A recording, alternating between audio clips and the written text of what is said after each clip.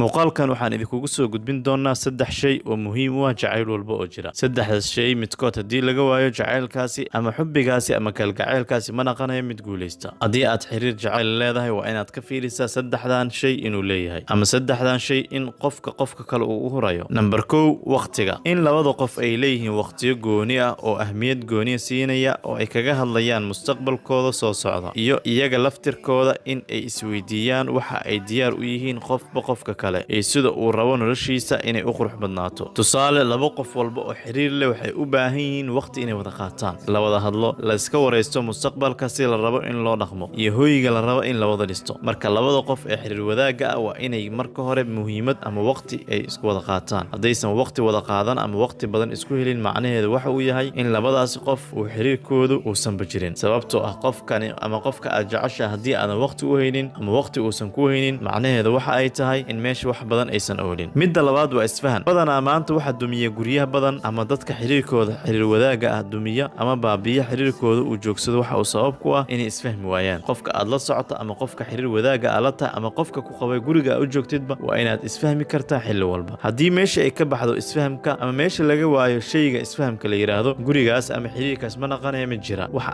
aas u ah marka jacaylka ama qodobka labaad ee aas ku ah waxay tahay qofka aad isla socotaan ma isfahmaysaan. Intee in leeg ayay gaarsiisan tahay heerka isfahmi kartaan. Waa muhiim in isfahan weyn uu jiro si xiriirkiina uu u noqdo mid guuleysta. Qodobka saddexaad, daacadnimada. Tani waxay tahay daacadnimada shayga ugu muhiimsan ee jacayl walba ama xiriir walba guuleysta uu leeyahay.